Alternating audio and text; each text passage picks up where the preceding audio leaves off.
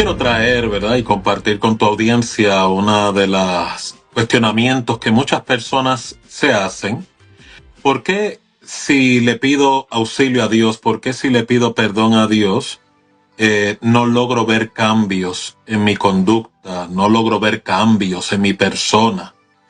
Algunas personas, ¿verdad?, interpretan que es que Dios no los escucha. Otros interpretan que Dios, ¿verdad?, no toma esa petición formalmente. Otros interpretan sentirse abandonados. Pero lo que quiero entonces traer conciencia hoy es, ¿será posible que esa inquietud que usted sufre ante la ausencia de cambio, que usted le está, ¿verdad?, solicitando a Dios y no ocurre, pudiera ser que la motivación de cambio que usted está presentando no es la correcta? De ahí el porqué, el tema que queremos traer hoy, lo que es la distinción entre remordimiento y contrición, o como algunas otras personas lo conocen, como arrepentimiento. Así que, cuando una persona en su caminata espiritual abraza un proyecto de cambio, muchas veces surge por alguna crisis, muchas veces han sufrido tropiezo en su caminata espiritual y entran en esta solicitud a Dios: Señor, cámbiame. Ahora bien, para Dios cambiar a un individuo, tengo yo que presentar la actitud correcta para que ese cambio se ejecute. De ahí es que está la distinción entre una persona que la motivación de cambio está basada en remordimiento versus la persona que su motivación de cambio está basada en contrición. ¿Cuál es la distinción de ambas? Porque se parecen, tienen síntomas similares, pero la motivación de una es muy diferente a la otra. Cuando usted habla de remordimiento, hablamos de ese sentimiento de culpa, ese sentimiento de pesar, me duele la acción cometida, pero esa solicitud o motivación de cambio está generada, está motivada, está basada en miedo. Nunca olviden esto: ninguna persona que su motivación de cambio esté originada por el miedo sufrirá un cambio permanente o sostenible.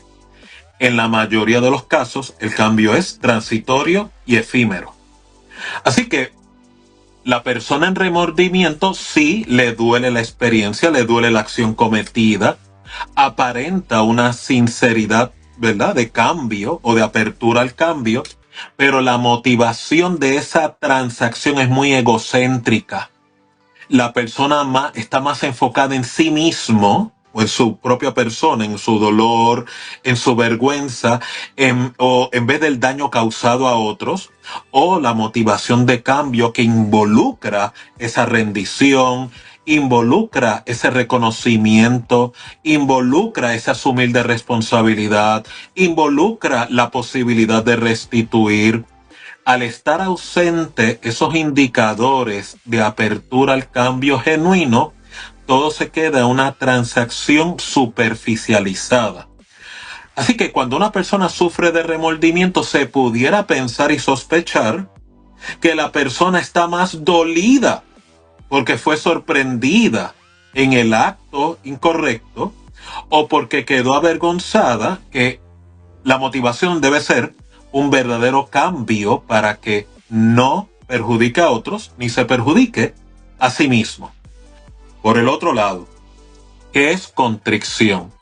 Cuando tú buscas la definición de este término, significa triturar. Cuando una persona sufre contrición, o como a muchos de ustedes reconocen, arrepentimiento, la persona está en dolor, como el que está en remordimiento. La persona se siente culpable, como el que está en remordimiento.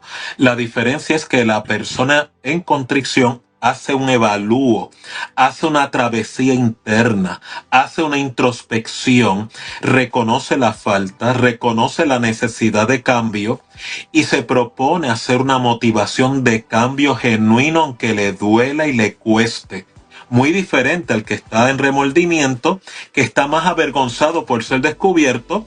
Este otro sufre vergüenza, pero es para redimir su conducta y poder aprender de la experiencia negativa y no replicarla.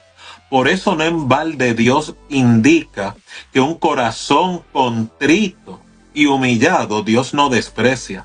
En ningún momento tú ves que Dios declara que Él no desprecia un corazón en remordimiento, sino un corazón triturado, quebrantado o arrepentido es la base más importante para que usted le dé permiso a Dios a que lo cambie y por ende lo transforme. Doctor, le pregunto, el término remordimiento, como usted dice, entiendo y lo planteo para aclarar este punto. Tal vez en muchas ocasiones cuando la persona ha expresado algún tipo de remordimiento o que constantemente está pensando en lo que hizo, de alguna forma, en alguna etapa de nuestra vida se nos ha tratado de inculcar el elemento de que eso es el redarguir del Espíritu Santo. No te deja vivir, ese es el Espíritu Santo ahí. Redarguyéndote. Pudiera ser, pero ¿verdad? Pues pudiera ser, pero ¿por qué el Espíritu Santo va a redarguir a una persona que no tiene la intención ni la motivación de un cambio permanente? Pues no será posible que realmente, ¿verdad? Contestando tu observación, Geraldo, que la persona lo que categoriza como el Espíritu Santo redarguyéndolo realmente es su culpa y no el Espíritu de Dios. Porque recuerda, cuando Dios va a cambiar a una persona o va a auxiliar a una persona, la motivación es lo que Dios evalúa. Recuerden, una persona en remordimiento todavía está pensando y enfocada en sí misma, en preservar su vida. Una persona en contrición decidió rendirse. Una persona en contrición reconoce que está mal. Una persona en contrición hace provisión de que tiene apertura al cambio, va a cambiar el rumbo de su vida, va a aprender de su error para no replicarlo. Así que la motivación del que está en remordimiento versus la motivación del que está en contrición, solamente una es la que es agradable para Dios. Recuerde que la otra persona puede sufrir los síntomas, me siento culpable, hago llanto, me duele, como tal vez ustedes han conocido personas que hacen hasta un drama, pero siguen en lo mismo o eventualmente repiten la misma controversia. No así con la persona que ha sufrido contrición, porque la única distinción entre una motivación y la otra es una está ausente de motivación de cambio, la otra presenta motivación al cambio. Cuando se siente la persona culpable, puede ir a la etapa de arrepentimiento o puede quedarse también en la parte de sí, me siento culpable, pero no está el cambio. O sea, ahí hay algo como que porque hay gente que dice, vamos a lo coloquial, ¿verdad? Me siento culpable, pero de ahí al arrepentimiento o al cambio, como que hay varias etapas, ¿verdad? Que suceden.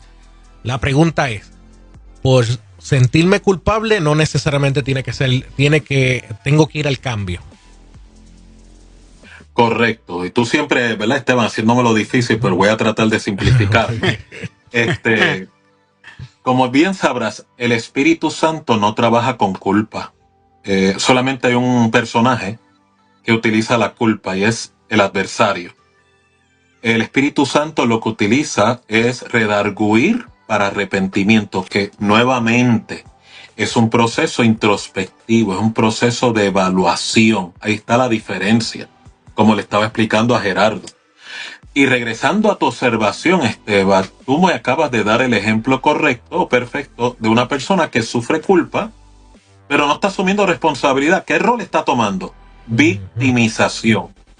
O sea, me empiezo, ¿verdad?, a empezar a atormentar, empiezo, ¿verdad?, a reconocer que estoy mal, lo que me hicieron, pero se queda todo en victimización.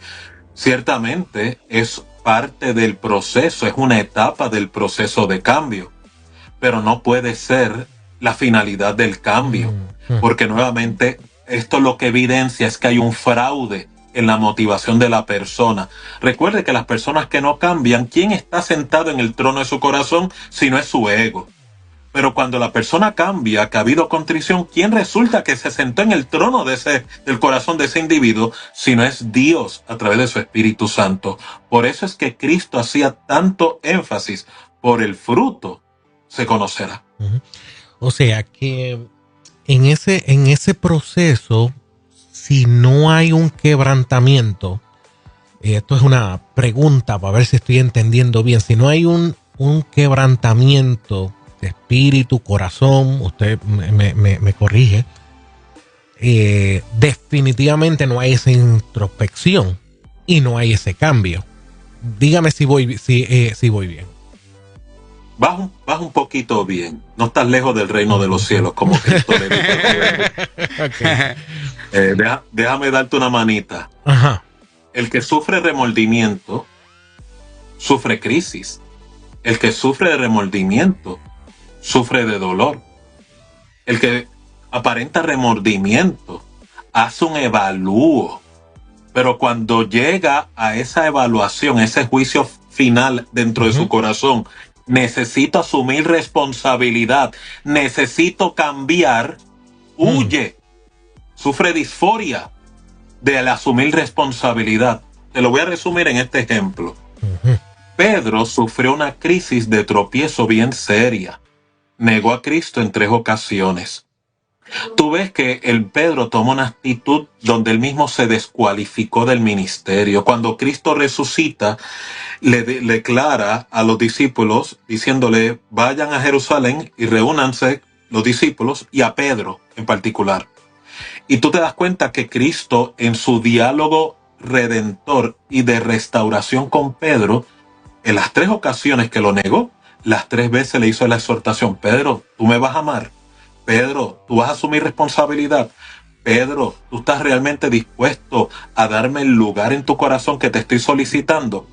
Y tú ves que él asume responsabilidad y abraza su nuevo destino. No fue lo mismo con Judas, el que traicionó la confianza del Señor. Vendió a Cristo por 30 piezas de plata. Cuando es descubierto y sufre, ¿verdad? Que es descubierto que había traicionado con un beso a Cristo, en vez de asumir responsabilidad, te das cuenta que entonces decide quitarse la vida, decide suicidarse. No porque no asuma responsabilidad, es que le dio miedo a asumir responsabilidad. Él reconoce que derramó sangre inocente, reconoce que traicionó a Jesús, pero no asumió responsabilidad. Por eso fue que terminó quitándose la vida, porque si yo no manejo la culpa de manera responsable, yo puedo terminar siendo mi propio verdugo, como le pasó a Judas. Él tuvo la oportunidad de cambiar, él eligió no hacerlo. Ahí está la distinción entre remordimiento y contrición.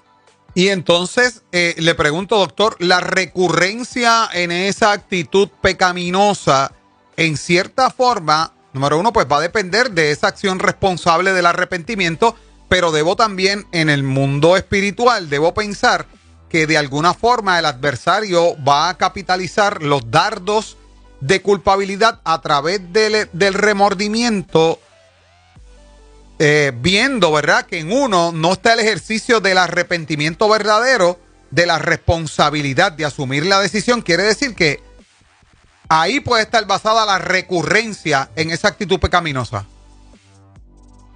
En cierta medida, has dado, ¿verdad? Has sido certero en tu observación, Geraldo. Hay personas que al tener la motivación correcta, quiero agradar a Dios, no es sorpresa que puedan tropezar en el camino en múltiples ocasiones. Por eso es que la Biblia hace la provisión: 7 veces cae el justo, 7 veces Dios lo levanta. No es por las múltiples caídas que ha sufrido, es que la persona todavía sigue con la aspiración y la motivación: quiero agradar a Dios. Y hay gente que en ese proceso de madurez, pues a veces tropiezan en ese camino de la santificación. Muy diferente el que tropieza continuamente y sigue ausente la motivación del cambio. Pues nuevamente, el tropiezo que yo pueda sufrir en múltiples ocasiones motivado a agradar a Dios es más agradable, es validado por Dios, es reconocido, a diferencia de una persona que tropieza pero no tiene intención de cambiar. Ahí es que surge la distinción entre remordimiento y contrición. Claro, ahí entra también ese proceso de, eh, podemos llamarle corazones o conciencia apagada, a que no tengo una alta conciencia de que realmente quiero un cambio y de que quiero que Dios trabaje en mi vida, ¿cierto? Correcto, por eso es que tú veías que Cristo muchas veces no entraba en lo que era disertar con los fariseos, ni tampoco contestar sus preguntas, no por mala educación. Es que él sabía que el corazón del fariseo o el del escriba estaba resuelto. O sea, no importara el argumento, la señal que Cristo presentase para evidenciar su divinidad, no iba a cambiar el corazón de los fariseos ni de los escribas. Por eso es que Dios en su omnisciencia siempre puede discernir la motivación de esta persona. ¿Realmente es genuina, es legítima? Yo no leo corazones, tú no lees corazones, pero Dios, que puede leer los corazones, es el que da testimonio, porque algunos cambian, como iniciamos el programa, y porque otras personas no logran cambiar. No es Dios el problema, es mi ausencia de motivación al cambio. ¿Podría uno caer en un proceso de no querer cambiar, no porque no que sea intencional, ¿verdad? Fue que no me di cuenta que caí ahí. Eso puede ocurrir. Eso puede ocurrir, ¿verdad? Acuérdate que todos nosotros estamos en bancarrota espiritual. Pablo, aunque era un religioso, ¿verdad?, sumamente riguroso, fariseo, ¿verdad?, de formación, pero él estaba genuinamente, ¿verdad?, convencido de que estaba haciendo lo correcto, pero en realidad descubrimos que estaba genuinamente equivocado.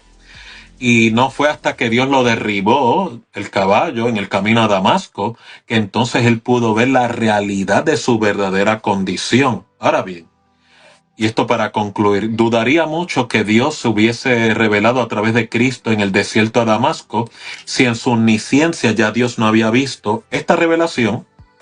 Va a dar la apertura a un cambio de 180 grados en este individuo. Por eso es que hago la mención. Dios no se manifiesta ni se evidencia para hacer un drama o un espectáculo. Lo hace para validar las intenciones del corazón. ¿Para qué? Para que la persona pueda recurrir al cambio. Fuera de ello, si ese cambio no es genuino, la persona lo que sufre es remordimiento. Última pregunta. Esto está demasiado de bueno. Doctor, ¿cómo o qué cosas debo de estar pendiente para no caer en ese punto de no querer cambiar, que no sea sin intención, ¿verdad? Que haya yo hecho algunas acciones que me hayan hecho no cambiar? No porque yo no quiera, simplemente no me di cuenta qué cosas debo de estar pendiente. Acuérdate que muchas personas no logran cambiar, pero tienen la motivación correcta porque les falta conocimiento. Por eso la Escritura en Santiago habla de que el que esté falto de sabiduría, pídala a Dios, que la va a dar abundantemente. Cuando hablo de esta sabiduría, ¿será posible que lo que yo llamo una opresión, ¿verdad?, satánica en mi corazón, por ejemplo, será una raíz de amargura que yo guarde en mi corazón? Es un ejemplo.